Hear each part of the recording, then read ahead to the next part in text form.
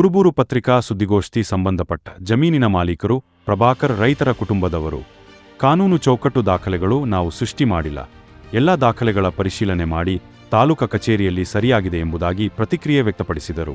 ರಾಜ್ಯಾಧ್ಯಕ್ಷರು ಅವರು ಚಿಂತಾಮಣಿ ಪತ್ರಿಕಾಗೋಷ್ಠಿಯಲ್ಲಿ ಮಾತಾಡಿರ್ತಾರೋ ಅದ್ರ ಬಗ್ಗೆ ನಾವು ಪ್ರತಿಕ್ರಿಯೆ ಸ್ಪಷ್ಟನೆಯನ್ನು ಕೊಡೋಕ್ಕೆ ಅವರು ಎರಡು ವಿಚಾರಗಳ ಬಗ್ಗೆ ಹೇಳಿದ್ದಾರೆ. ಒಂದು ಭೂಗಳ್ಳರು ಮತ್ತು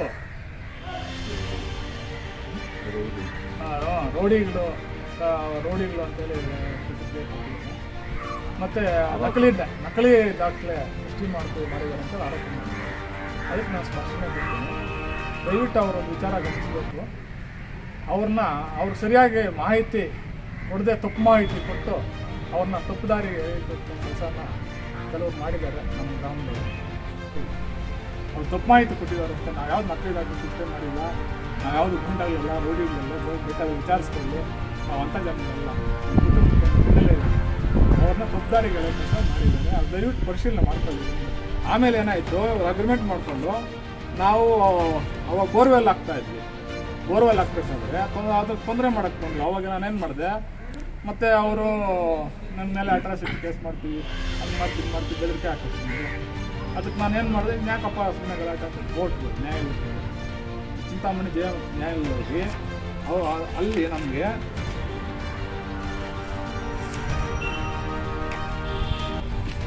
ಕೋರ್ಟಲ್ಲಿ ನಮಗೆ ಆರ್ಡರ್ಸ್ ಮಾಡಿದ್ರು. ಏನಂತ ಆರ್ಡರ್ಸ್ ಮಾಡಿದ್ರು ಅಂದರೆ,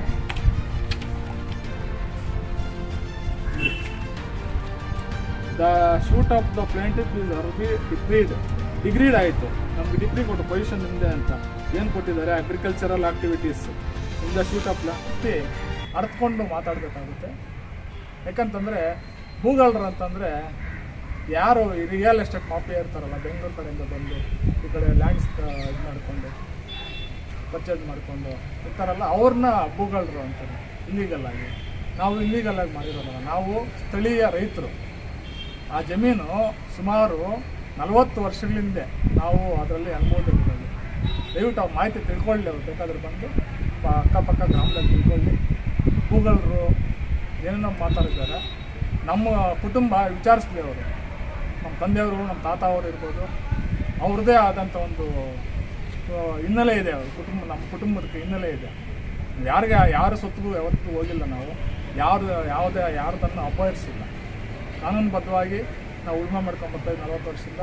ನಮಗೆ ಎಲ್ಲ ದಾಖಲೆ ಸಮೇತ ಇದ್ರೆ ಮಾತ್ರನೇ ಬರೋದು. ಅವತ್ತು ಊರಿನಲ್ಲೆಲ್ಲ ಡಂಗರ ಹಾಕಿ ಪ್ರಚುರ ಪಡಿಸಿದಾಗ ಯಾಕೆ ಅವತ್ತೇನಾದರೂ ಅಬ್ಜೆಕ್ಷನ್ ಇಟ್ಕೊಟ್ಟಿದ್ದರೆ ನಮ್ಮ ಮಂಜೂರು ಆಗ್ತಾಯಿಲ್ಲ. ಪೊಸಿಷನ್ ಇರೋದಕ್ಕೋಸ್ಕರ ಲೀಗಲಾಗೆ ಮಂಜೂರಾಗಿರೋದು. ಸ್ಕೆಚ್ ಇದೆ, ಸ್ಕೆಚ್ ಸಮೇತ ಮಂಜೂರಾಗಿದೆ. ಆಮೇಲೆ ಏನಾಯಿತು ಅಂದರೆ 1000ರಲ್ಲಿ ನಮ್ಮ ಗ್ರಾಮದ ಶಿವಣ್ಣ ಅನ್ನೋರು ಸಾಬ್ಜನ್ ಸಾಹೇಬ್ರ ಹತ್ರ ಅಗ್ರಿಮೆಂಟ್ ಮಾಡ್ಕೊತಾರೆ. ಅಗ್ರಿಮೆಂಟ್ ರಿಜಿಸ್ಟರ್ ಮಾಡಿಕೊಂಡು ಚೆಕ್ ಬಂದಿ ಹೇಳ್ತಾರೆ. ಚೆಕ್ ಬಂದಿ ನಮ್ಮ ಜಮೀನು ಚೆಕ್ ಬಂದಿ ಹಾಕ್ತಾರೆ. ಆದರೆ ಅವ್ರ ದಾಖಲೆಗಳಲ್ಲಿ ಯಾವುದೂ ಚೆಕ್ ಬಂದಿ ಇರೋದಿಲ್ಲ. ಅವ್ರ ಸರ್ವೆ ಸ್ಕೆಚ್ಗೂ ನಮ್ಮ ಸರ್ವೆ ಸ್ಕೆಚ್ಗೂ ಏನು ಟ್ಯಾಲಿನೇ ಅದು 122ರಲ್ಲಿ ಸುಮಾರು 600 ಎಕರೆ ಇದೆ. 600 ಎಕರೆದ ಎಲ್ಲಿ ಬರೋದು ಅದು ಜಮೀನು ಇದ್ದರೆ ಹುಡ್ಕೊಳ್ಳಿ. ತಹಸೀಲ್ದಾರ್ಗೆ ಅರ್ಜಿಕೊಳ್ಳಿ, ಉಳಿಸ್ಕೊಂಡು ಈ ನಂಬರು ಒಬ್ಬೊಬ್ರಿಗೆ ಒಂದೊಂದು ಕೊಟ್ಟಿರ್ತಾರೆ. ಎಷ್ಟು ಎಕರೆ ಇದೆಯಾ? ಅದು 2 ಎಕರೆ.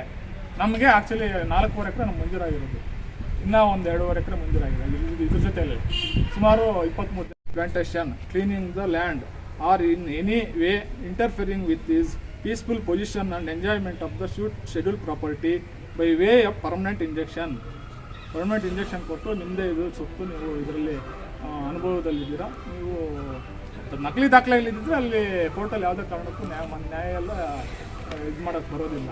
ಏನು ದಾಖಲೆ ಪರಿಶೀಲನೆ ಮಾಡಿ ಅವರು ಇದು ಮಾಡಿದ್ರು. ನಾವು ನೇರವಾಗಿ ಶಿವಣ್ಣ ಮತ್ತು ಸಾಬ್ಜನ್ ಸಾಹೇಬ್ ಅವ್ರ ಮೇಲೇ ನಾವು ಕೋರ್ಟಲ್ಲಿ ಅಪೀಲ್ ಕೋರ್ಟ್ಗೆ ಹೋಗಿದ್ವಿ. ಅವ್ರನ್ನೇ ಪಾರ್ಟಿ ಮಾಡಿದ್ವಿ. ಕೋರ್ಟ್ ಆರ್ಡರ್ ಮಾಡುವಾಗ ಲ್ಯಾಂಡ್ ಸಮೇತ ಪಕ್ಕದಲ್ಲಿ ಯಾರು ಚೆಕ್ ಬಂದು ಹಾಕಿ ನಮ್ಮ ಪೊಸಿಷನ್ ಕೊಟ್ಟಿದ್ವಿ.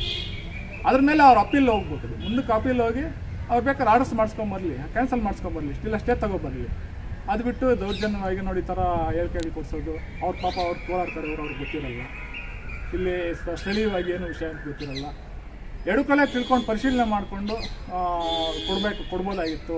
ಜೈಲಿಗೆ ಹಾಕ್ಸ್ತೀವಿ, ನಾವೇನು ಕಳ್ಳರಲ್ಲ ಜೈಲಿಗೆ ಹಾಕೋದಕ್ಕೆ. ನಾವು ಸಾಮಾನ್ಯವಾಗಿ ರೈತರು ವ್ಯವಸಾಯ ಮಾಡ್ಕೊಂಡು ಬಂದಿದ್ದೀವಿ. 40 ವರ್ಷದಿಂದ ರಾಗಿ ಬೆಳೆ ಮಾಡಿಕೊಂಡು ವ್ಯವಸಾಯ ಮಾಡ್ಕೊಂಡು ಬಂದಿದ್ದೀವಿ ಅದೇ ಜಮೀನಲ್ಲಿ. ಈ ಥರ ಇರ್ಬೇಕಾದ್ರೆ ನಾವು ಯಾರು ನಕಲಿ ಸೃಷ್ಟಿ ಮಾಡಿಲ್ಲ. ದಯವಿಟ್ಟು ಈ ಥರ ಯಾವುದು ತಪ್ಪು ಮಾಹಿತಿಯನ್ನು ಹರಡಿಸ್ಬೇಡ್ರಿ ಅಂತ ನನ್ನ ಮನವಿ. ಹೋಗಿ ಅಲ್ಲಿ ಬೇಕಾದ್ರೆ ತಾಲೂಕು ಆಫೀಸಲ್ಲಿ ಬೇಕಾದ್ರೆ ಪರಿಶೀಲನೆ ಮಾಡಲಿ. ಸ್ಕೆಚ್ ಕಾಪಿ ಇಲ್ಲ, ನಕಲಿ ದಾಖಲೆ ಅಂತ ಹೇಳ್ತಾರೆ. ನಮಗೆ 1997ರಲ್ಲಿ ನಮಗೆ ಅಲ್ಲ, ಸುಮಾರು 49 ಜನಕ್ಕೆ 23 ಜನಕ್ಕೆ 49 ಎಕರೆ 30 ಗುಂಟೆ ಮಂಜೂರಾಗಿರೋದು.